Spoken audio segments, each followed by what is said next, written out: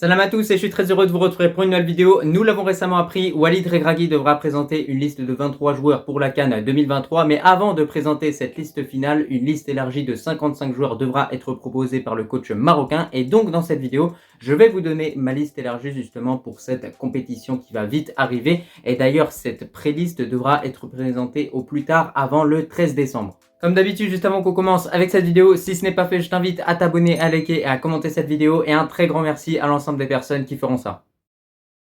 On commence directement au poste de gardien dans cette préliste de 55 joueurs. Et au total, j'ai sélectionné 6 gardiens. Yacine Bounou, Mounir Benabid, El Moti, Tagnaouti et pour finir Anas Zniti. Moi je trouve que ma liste au niveau des gardiens elle est plutôt cohérente. Après on sait que le titulaire ce sera Yacine Bounou, le deuxième gardien ce sera Mounir, le troisième ce sera réellement Mehdi Benabid. Après El Moti, Zniti, Tagnaouti ça reste quand même des alternatives en cas de blessure pour les gardiens durant les prochains mois à venir. On espère qu'il n'y aura pas de blessure, que Yacine Bounou sera tout simplement à 100%, que Mounir aussi sera à 100% et que tous les gardiens seront tout simplement à 100% et prêts à être appelés. D'ailleurs par rapport à Yacine Bounou, depuis qu'il a rejoint le club de Al Hilal, et ce club-là n'a pas perdu un seul match. Donc ça montre à quel point ça reste quand même un joueur déterminant dans cette équipe, qu'il n'a pas réellement perdu son niveau. Après voilà, on voit qu'il a encore justement des progrès à effectuer, notamment au niveau des relances balle au pied, où parfois il fait tout simplement des erreurs de passe.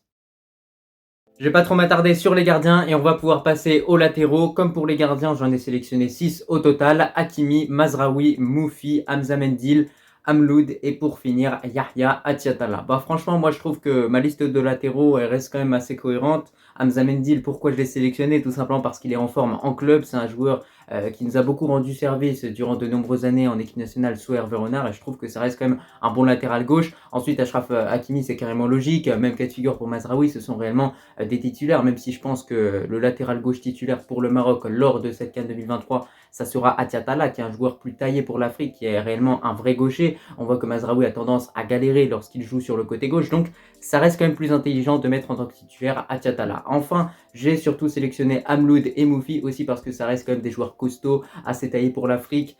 Ça reste des bonnes doublures tout simplement à Achraf Hakimi parce que vous aurez remarqué qu'à chaque fois j'ai sélectionné 3 défenseurs droits et 3 défenseurs gauche si on compte bien évidemment Mazraoui en tant que défenseur gauche. D'ailleurs, bien évidemment, tout au long de cette vidéo, n'hésitez pas à réagir en commentaire, à me donner à chaque fois pour chaque poste votre liste élargie avec du coup vos options. Vous pouvez sélectionner 8 latéraux, vous pouvez sélectionner 4 gardiens, c'est vous qui voyez, mais vous faites un petit peu tout ça en commentaire.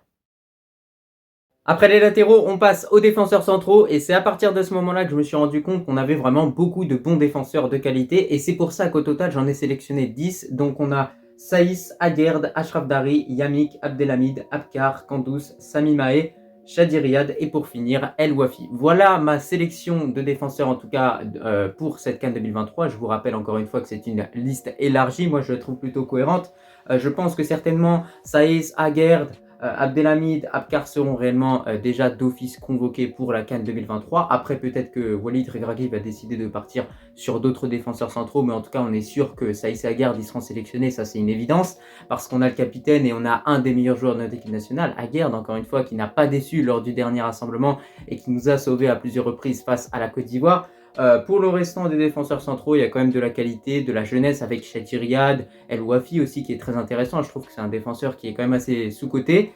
Et après, on a quand même des bons petits défenseurs comme par exemple Ismaël Kandous ou bien Sami Mahé. Mais franchement, je pense pas qu'il sera convoqué parce que c'était vraiment un joueur qui était très apprécié par Vaïd, mais que Walid Regragui n'apprécie pas. Donc en tout cas, n'hésitez pas en commentaire encore une fois à me donner votre sélection de défenseurs centraux. Moi, j'ai dû effectuer quand même des choix assez durs, mais franchement, il y a largement la place. On remarque que dans cette liste, en tout cas que j'ai pu effectuer, il y a vraiment beaucoup de bons défenseurs. Donc quoi qu'il arrive, je pense qu'on aura des défenseurs de qualité qui seront convoqués pour la prochaine Coupe d'Afrique.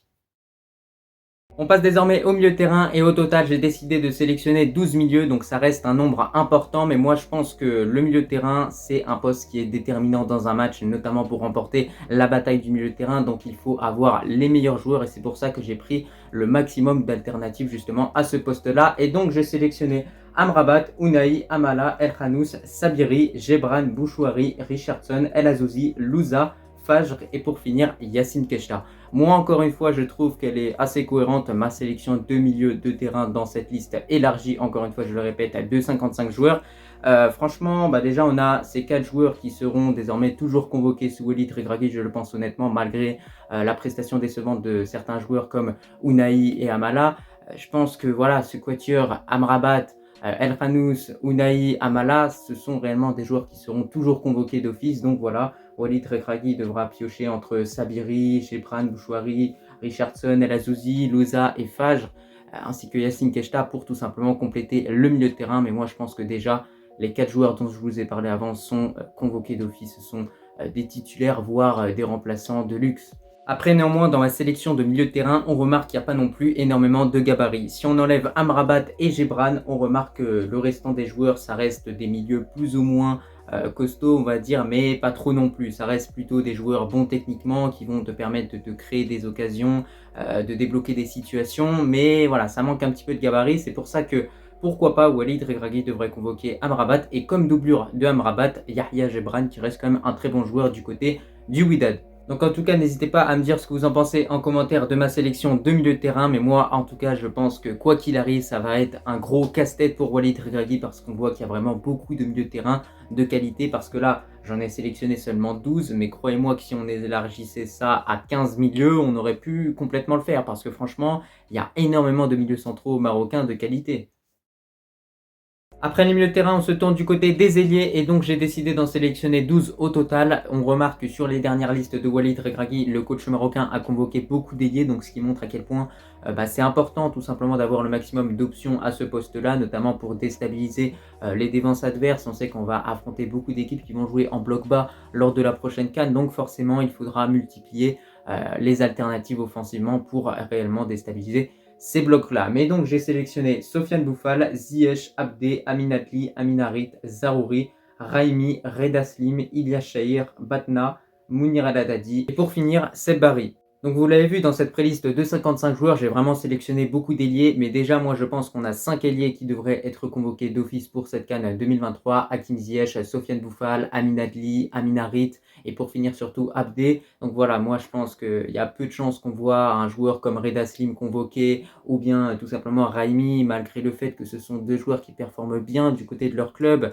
Regardez, on a Reda Slim qui a marqué le premier but de la Super League africaine. On a également de l'autre côté Raimi qui continue de performer du côté des Émirats Arabes Unis. Donc c'est dommage pour ces joueurs-là. On a Batna également du côté de l'Arabie Saoudite qui est vraiment en forme avec son club. Donc c'est dommage pour tous ces joueurs. Mais malheureusement, je pense qu'ils ne seront pas convoqués parce que s'intégrer à l'équipe en si peu de temps, bah quand même il faut le faire. Après, concernant Mounir El Haddadi, Ilyas Shahir et Oussama Idrissi, je pense que ce sont des joueurs qu'on a déjà vus en équipe nationale. On a vu ce que ça donnait au niveau de leur niveau et franchement, ils ne ressortent pas du lot et surtout en club, ils n'ont pas non plus des performances extraordinaires. Donc malheureusement pour ces 3 joueurs-là, je pense qu'ils ne figureront pas dans la liste finale de Walid Regragui. Enfin, pour finir avec cette préliste de 55 joueurs, on a les buteurs. J'ai sélectionné En-Nesyri, El Kaabi, Ibrahim Salah, Tissou Dali, Walid Chedira, Hamdallah, Ryan Mahé, Mohamed Bouldini et pour finir Nabil Alioui. Alors déjà, je pense que En-Nesyri sera convoqué d'office, même cas de figure pour El Kaabi qui a réalisé un très bon rassemblement d'octobre. On sait que c'est un joueur qui se bat tout simplement pour obtenir le maximum de temps de jeu et lorsqu'il obtient du temps de jeu, justement, il montre de quoi il est capable, il donne tout sur le terrain. Et la réalité, c'est qu'il a marqué 2 buts au cours des 2 derniers matchs avec le Maroc. Et que de l'autre côté, justement, En-Nesyri, durant beaucoup de matchs amicaux, a tout simplement pas marqué un seul but. Et surtout, il s'est beaucoup montré invisible avec cette équipe marocaine. Donc ça reste quand même un très très gros problème à régler. Mais sinon, concernant les autres buteurs à sélectionner, il y a réellement un débat qui se met en place. Moi, personnellement, je sélectionnerai Ibrahim Salah et également Tissou Dali et je laisserai de côté Walid Chedira ou Hamdallah ou bien pourquoi pas convoquer Walid Chedira qui a l'air quand même d'être un joueur costaud et pourquoi pas tout simplement fait pour l'Afrique. Donc voilà, j'ai peut-être envie de tenter le coup. En tout cas, n'hésitez pas à me dire encore une fois ce que vous en pensez en commentaire. Après, concernant Ryan Mahé, Mohamed Bouldini et Nabil Alioui, il y a vraiment très peu de chances qu'on voit ces joueurs dans la liste finale de Walid Regragui. En revanche, pour le prochain rassemblement de novembre, peut-être pourquoi pas, on pourrait voir Ryan Mahé ou Mohamed Bouldini qui est un joueur totalement taillé pour l'Afrique. Même cas de figure pour Ryan Mahé. Donc voilà, je ne sais pas ce que Walid Regragui attend pour convoquer ces joueurs-là. Mais moi, j'ai envie de les voir sur le terrain, j'ai envie de voir ce que ça peut donner parce que de l'autre côté, on a En-Nesyri qui se montre tout simplement invisible et Ayoub El Kaabi qui tente de se battre et qui donne tout sur le terrain. Je ne l'ai pas dit avant, mais au total, j'ai sélectionné 9 attaquants. Et donc, si on fait le décompte, on remarque bien qu'on arrive à 55 joueurs au total avec du coup 6 gardiens, 6 latéraux, 10 défenseurs centraux, 10 milieux centraux, 12 ailiers et pour finir 9 attaquants. Ça fait bien 55 à la fin. Voici un petit peu ma liste élargie pour la prochaine CAN à venir. N'hésitez pas à donner la vôtre en commentaire. En tout cas, c'était un petit peu tout pour cette vidéo. J'espère qu'elle t'a plu et moi, je te remercie si tu l'as regardée dans son entièreté et je te dis tout simplement à la prochaine.